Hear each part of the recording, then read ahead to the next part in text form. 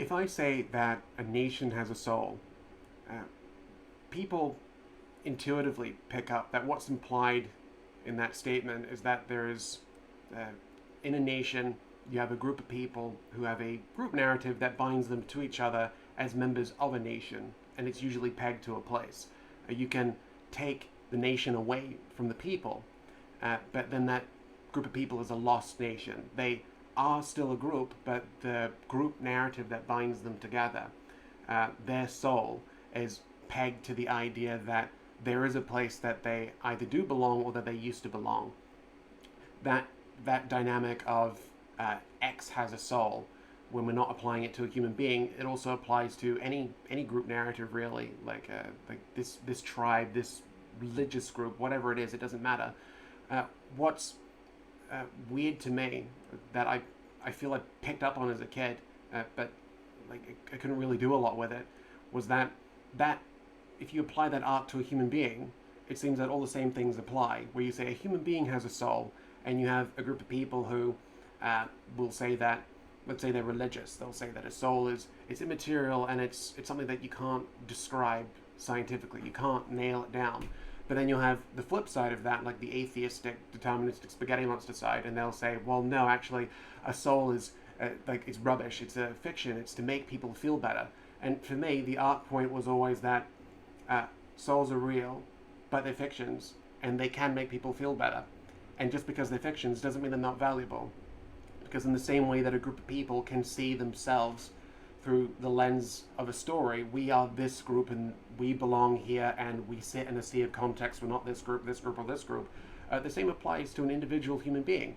Where are you going? Where do you come from? What are you? You have a set of narratives that you see yourself through that you use to put yourself in context with the world around you. You have a soul, but it's fictional. How does a soul exist beyond the death of its owner? Well, by the same mechanism that any narrative can survive the death of its author. Souls don't mean anything in the absence of observation, but they're kind of like a tapestry of narratives twisted together.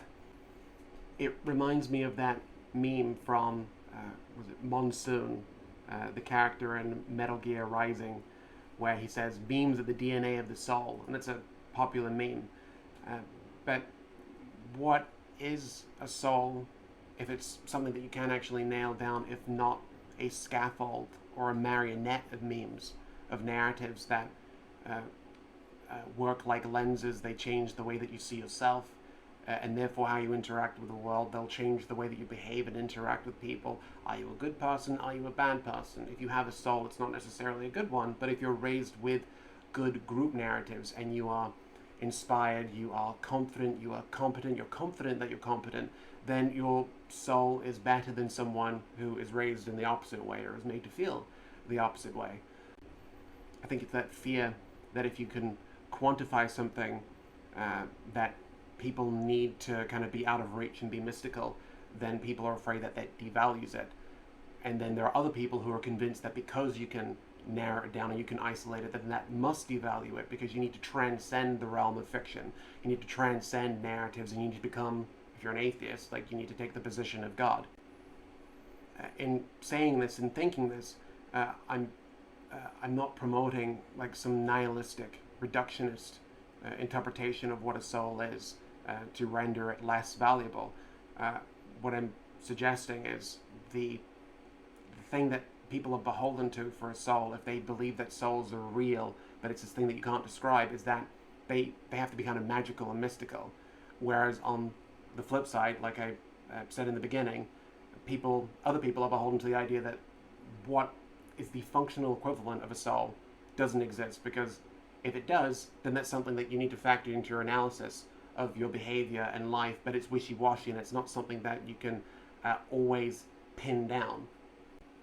This is also to make some type of Buddhist tier point about decoupling yourself from those strings, those attachments, and transcending those narratives and becoming empty or devoid of attachment.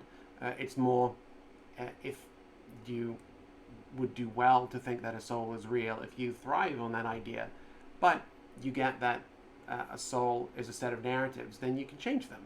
You can take the bad strings away and put new good ones in its place. And maybe that modifies your sense of belonging, purpose, place in a way that doesn't make you as nihilistic, solipsistic, or as depressed as you might be.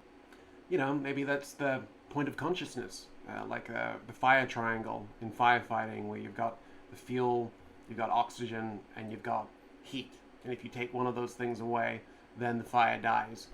If consciousness is something like that, where you have present data, future modeling, and past recollections that you use to build future models, maybe a lot of those models and past recollections are held as narratives, and you can transpose those narratives into different mediums. You can spread your soul. Your soul can infect other people if you make a meaningful impact in people's lives.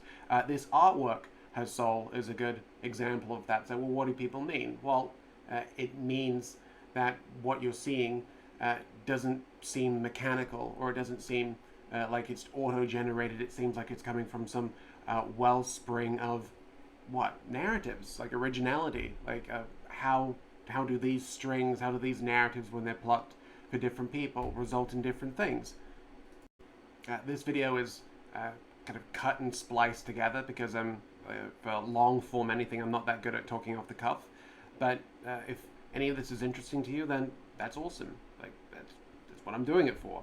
So yeah, that's it.